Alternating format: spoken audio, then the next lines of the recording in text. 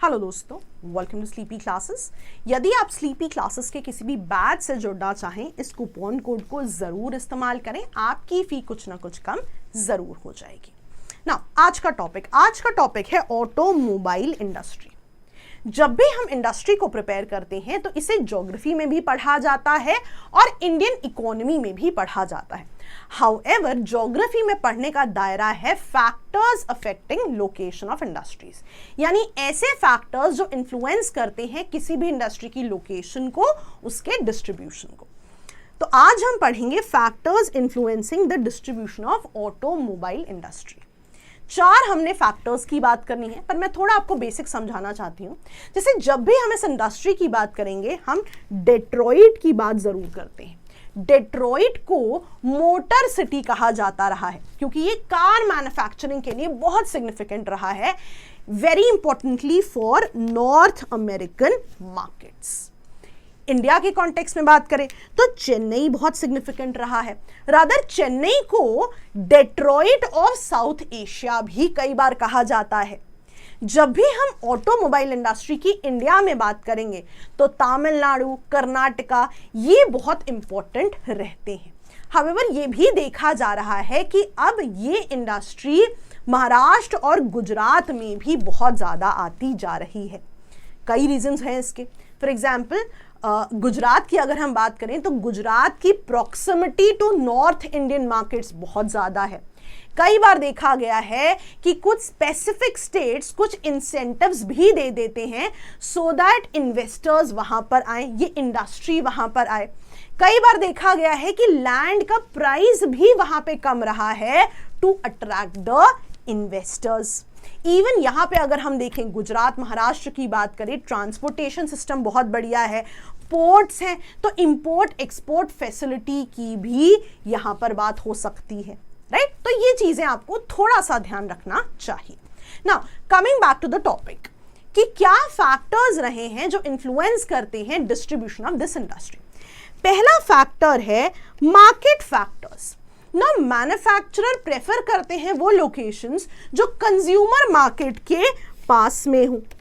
Advantage क्या है? यदि मैन्युफैक्चरर और मार्केट बहुत पास में है तो ट्रांसपोर्टेशन का कॉस्ट कम होगा, इवन डिलीवरी टाइम भी बहुत ज्यादा रिड्यूस हो जाएगा। दूसरा फैक्टर है in terms of the cost. इसको ऐसे समझ सकते हैं, जहां पर भी लेबर कॉस्ट कम है लेकिन पैरेलली स्किल्ड लेबर अवेलेबिलिटी है, ये एक इंपॉर्टेंट पैरामीटर है। इवन हमने देखा कि कई बार स्टेट्स कुछ इंसेंटिव्स भी प्रोवाइड करते हैं। फॉर एग्जांपल, इसको ऐसे समझते हैं कि टैक्स ब्रेक्स, सब्सिडीज या एसईजीज जो हैं ये प्रोडक्शन कॉस्ट को कम करते हैं एंड अट्रैक्ट्स मैन्युफैक्चरर्स। यहाँ पे महाराष्ट्र का एग्जाम्पल भी दिया जा सकता है। तीसरा एग्जाम्पल है रिसोर्स फैक्टर्स, जहां पर भी रिसोर्सेस की अवेलेबिलिटी है, for example in terms of की रॉ मटेरियल्स। इसे हम स्किल्ड वर्कफोर्स के रेफरेंस में भी देख सकते हैं क्योंकि स्किल्ड वर्कफोर्स बहुत इंपॉर्टेंट है for efficient and high quality car manufacturing.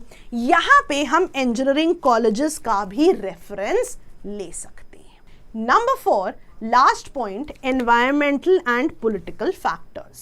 Step by step समझते हैं। सबसे पहले एनवायरमेंटल फैक्टर्स की बात करते हैं। एग्जाम्पल है यहाँ पे Volkswagen's emission scandal in the US. अब यहाँ हुआ क्या? एनवायरमेंटल प्रोटेक्शन एजेंसी को पता लगा कि वोल्क्सवैगन की कार्स, स्पेसिफिकली डीजल इंजन्स में एक डिफीट डिवाइस की बात हुई। Now this could detect when it was being tested. तो जब भी टेस्ट होता था, परफॉर्मेंस रिजल्ट्स इस तरह के आते थे कि रिजल्ट्स इंप्रूव होते हुए नजर आए। इसका मतलब क्या है कि एनवायरमेंटल रेगुलेशंस भी एक बहुत इंपॉर्टेंट पैरामीटर है। कई बार देखा गया है कि जहां पर भी स्ट्रिंजेंट एनवायरमेंटल रेगुलेशंस होते हैं, कई बार मैन्युफैक्चरर्स रीलोकेट हो जाते हैं वहां से टू एरियाज जहां पे लेस स्ट्रिंजेंट रूल्स होते हैं। वहीं पॉलिटिकल फैक्टर्स की बात करें तो stable political environments, strong rule of law, ये बहुत सिग्निफिकेंट माने जाते हैं जब भी लॉन्ग टर्म इन्वेस्टमेंट्स की बात होती है। फॉर एग्जाम्पल यहाँ पे हम जापान की बात कर सकते हैं कि Japan's reputation for stability attracts foreign manufacturers. तो ये सारे पॉइंट्स मेंस के लिए बहुत इंपॉर्टेंट है, इन्हें जरूर याद रखें। ज्योग्राफी का बात शुरू हो चुका है, आप चाहें तो इससे जुड़ सकते हैं। और हाँ, जैसा मैंने कहा, आप किसी भी बात से जुड़ना चाहें आप इस कूपन कोड को जरूर यूज करें, आपकी फी कुछ ना कुछ कम जरूर हो जाएगी। तो ऐसे ही पढ़ाई करते रहेंगे। Best of luck.